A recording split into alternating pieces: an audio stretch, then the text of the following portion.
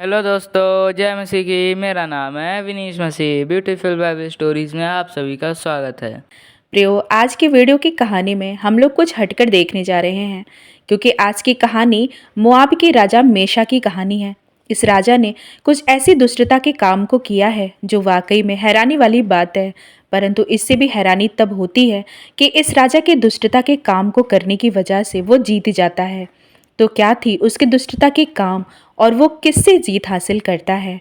इस राजा ने अपने ही बेटे के साथ कुछ ऐसी घटना को अंजाम दिया था जो हैरानी की बात है। इसी के साथ ही साथ यहूदा का राजा, इज़राइल का राजा और एदोम के राजा का इस काम में क्या संबंध था, इन सब को इस वीडियो में हम देखने जा रहे हैं। तो प्रियो, इस वीडियो को अंत तक ज़रूर देखिएगा, क्योंकि इसी एक कहानी में ही बहुत से रहस्य छिपे हुए हैं जिसे जानना और समझना हर एक मसीह विश्वासी को जरूरी है। यदि अभी तक आपने हमारे इस चैनल को सब्सक्राइब नहीं किया है तो सब्सक्राइब कर दीजिए और बेल आइकन को भी दबा दीजिए, जिससे आने वाली वीडियो की नोटिफिकेशन आपको जल्द मिलने पाए। तो आइए वीडियो स्टार्ट करते हैं। प्रियो, ये कहानी हमें मिलती है दूसरा राजा उसके 30वें अध्याय में। हम जानते हैं कि समस्त इज़राइल दो भागों में विभाजित हो गया है। एक भाग यहूदा और दूसरा भाग इज़राइल कहलाया था, और इन दोनों ही भागों में अलग अलग राजा अपने बाद अपनी पीढ़ियों के साथ राज्य करते आ रहे थे। आज की कहानी उस समय की है जब यहूदा की तरफ से यहोशापात नामक राजा राज्य करता था। ये राजा अपने पिता की ही तरह अच्छे कार्य को करता था जो यहोवा की दृष्टि में ठीक था।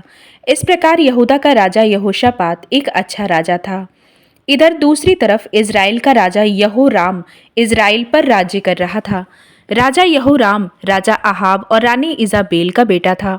ये राजा अपने पिता की तरह ही बुरे काम करता था, लेकिन अपने पिता से थोड़ा कम था, क्योंकि राजा यहोराम ने अपने पिता अहाब के द्वारा बनवाई हुई बाल देवता की लाठ को दूर किया था, परंतु पूरी तरह से वो इन कामों से दूर नहीं हुआ था, इन सब में लिपटा ही रहा। इधर मोआब देश का राजा मेशा मोआबी राजा था और उसके पास बहुत सी भेड़ बकरियां थी।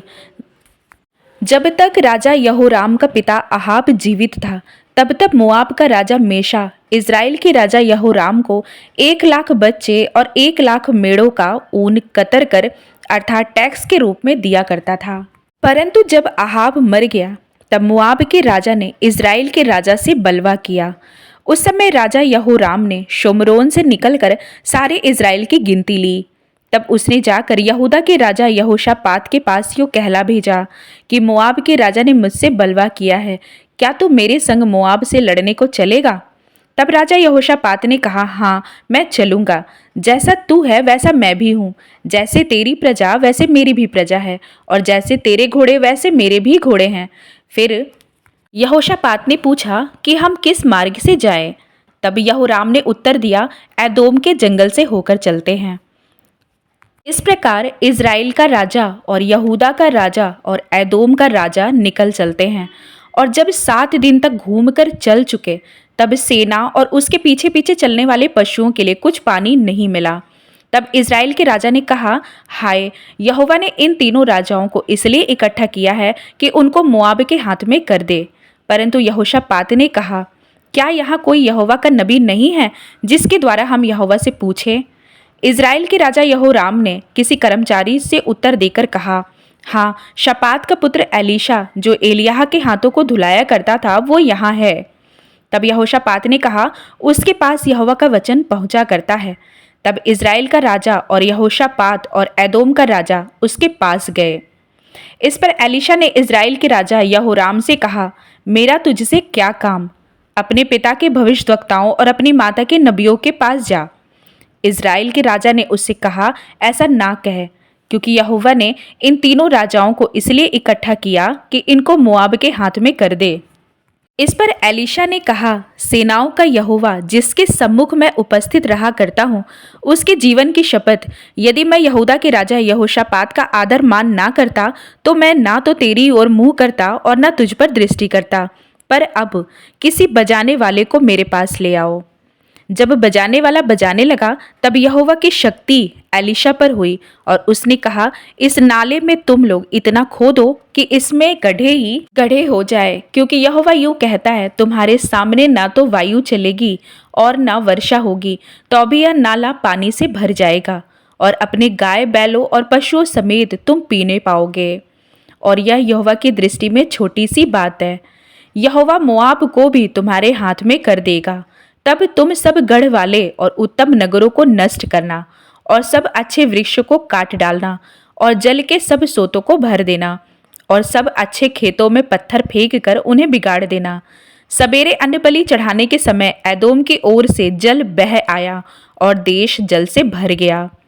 इस पर यह सुनकर कि राजाओं ने हमसे युद्ध करने के लिए चढ़ाई की है, जितने मुआबियों की अवस्था हथियार बांधने योग्य थी, वे सब बुलाकर इकट्ठे किए गए और सीमा पर खड़े हुए।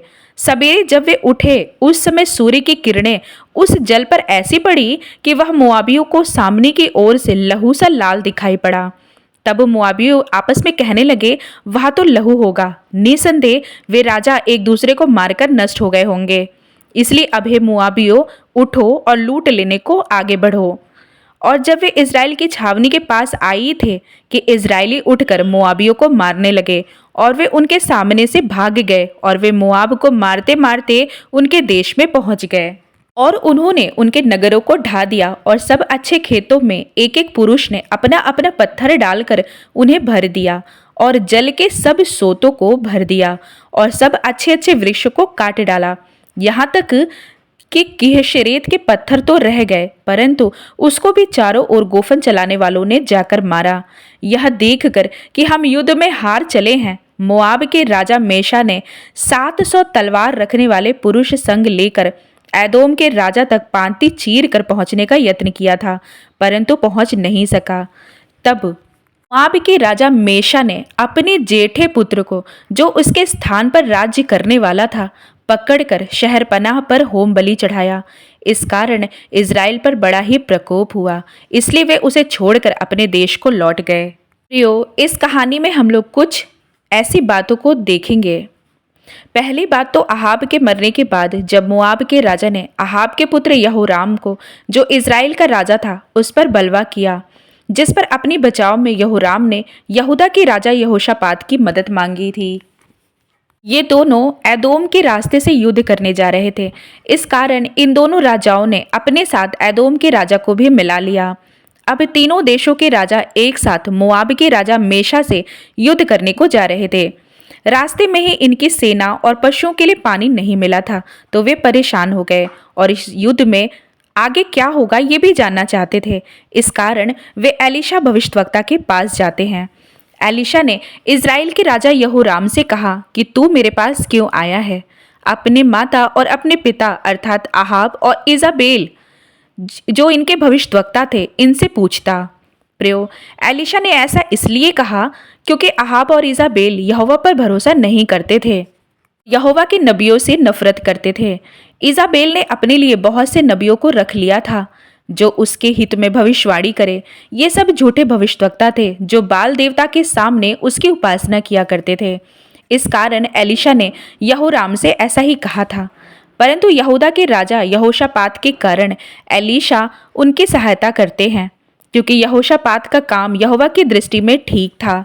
अब इसी कहानी में हम दूसरी बात यह देखते हैं कि एलीशा ने भविष्यवाणी करने के लिए पहले किसी बजाने वाले को बुलवाया। इस पर जब बजाने वाले ने अपने धुन को बजाया, तब यहोवा की शक्ति एलीशा पर हुई और वो इनके हित में भविष्यवाणी करने लगा।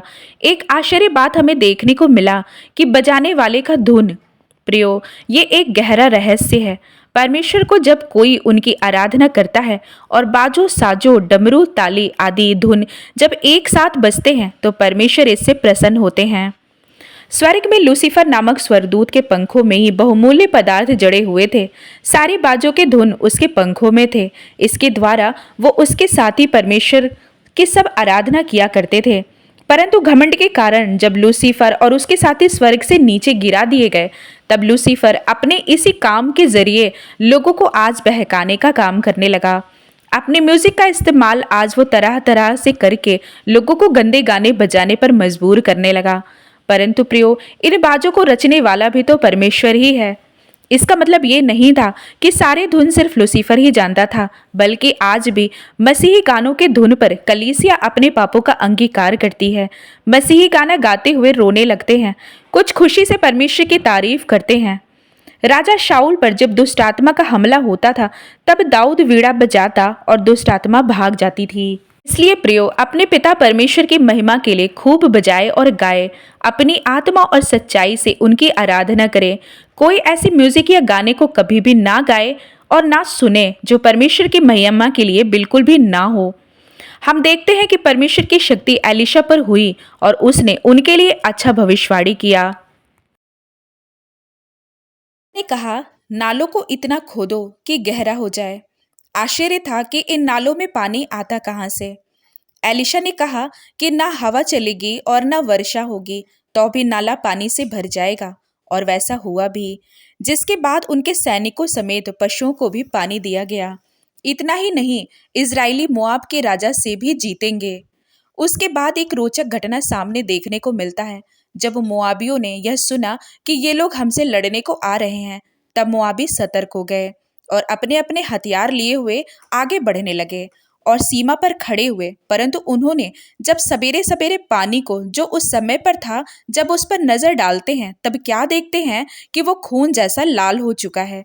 इसलिए वे ये समझे कि वे सब मर गए होंगे और उन्हीं का लहू है, इसलिए पानी लाल हो गया। ये तो मोआबियों की बड़ी भूल थी, क्योंकि वो पानी लहू से नहीं बल्कि सूर्य की रोशनी उस पर ऐसा पड़ी कि पानी लाल दिखाई पड़ा।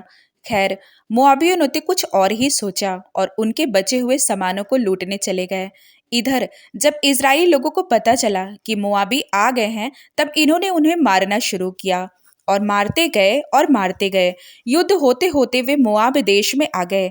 इस पर मोआब का राजा मेशा अपनी पूरी ताकत से 700 पुरुषों को, जो सबके सब तलवार रखने वाले पुरुष थे, उनको लेकर एदोम के राजा तक पहुंचने का प्रयत्न करता है। ऐसा नहीं होने पर, अपनी हार देखने पर मेशा ने अपने बड़े बेटे को, जो मेशा के बाद राजा बनने का उत्तराधिकारी था, उसे शहरपनाह पर लाकर होम बलि चढ़ा दिया। उसके बाद लड़ाई का रुख मानो बदल ही गया। प्रियो, इजरायली जो अब तक जीत रहे थे, वे अब हारने लगे, यहाँ तक कि वहां से भागकर अपने देश को लौट आए। आश्चर्य क्या हुआ था वहां पर। मोआबी यहोवा परमेश्वर को नहीं मानते थे, बल्कि वे कमोश नामक देवता की पूजा करते थे। इस देवता के आगे वे पशु बलि दिया करते थे।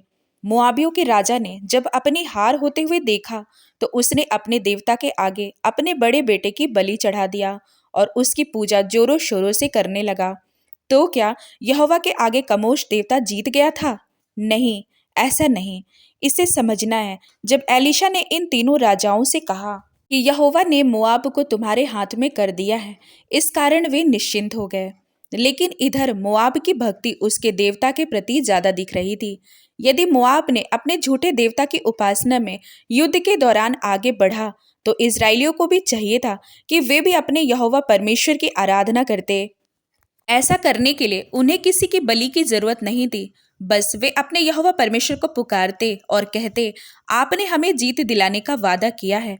अपितु यहाँ पर इजरायलियों ने ऐसा कुछ नहीं किया, उन्हें उल्टे पांव भागना पड़ा। परमेश्वर ने हमें कहा है रोमियो 16:20 में, शांति का परमेश्वर शैतान को तुम्हारे पांव से शीघ्र कुचलवा देगा। इस आयत के अनुसार हम यह समझकर निश्चिंत बैठ जाते हैं कि शैतान हारा हुआ है। परंतु इस आयत पर ध्यान दीजिए। पहला पतरस 5 उसके 8 में लिखा है, सचेत हो और जागते रहो, क्योंकि तुम्हारा विरोधी शैतान गरजने वाले सिंह के समान इस खोज में रहता है कि किसको फाड़ खाए। इस कारण इफिसियों 6 उसके 11 में पढ़ते हैं, परमेश्वर के सारे हथियार बांध लो कि तुम शैतान की युक्तियों के सामने खड़े रह सको। याकूब 4:7 में लिखा है, इसलिए परमेश्वर के अधीन हो जाओ और शैतान का सामना करो, तो वह तुम्हारे पास से भाग निकलेगा। इसीलिए पहले प्रभु की आराधना को बढ़ाइए। अपने प्रार्थना जीवन, उपवास का जीवन, वचन, ये सब पहले से हमें और भी ज्यादा बढ़ाना होगा। तब लिखा है 2 थिस्सलुनीकियों 3 उसके 3 में, परंतु प्रभु सच्चा है, वो तुम्हें दृढ़ता से स्थिर करेगा और उस दुष्ट से सुरक्षित रखेगा। तो प्रियो, आशा करती हूँ ये वीडियो आपको पसंद आई होगी। अब इस वीडियो को मैं यहीं पर समाप्त करती हूँ। अब मैं मिलती हूँ आपसे अपनी अगली वीडियो में। आप सभी भाई बहनों को प्रभु यीशु मसीह के नाम में जय मसीह की।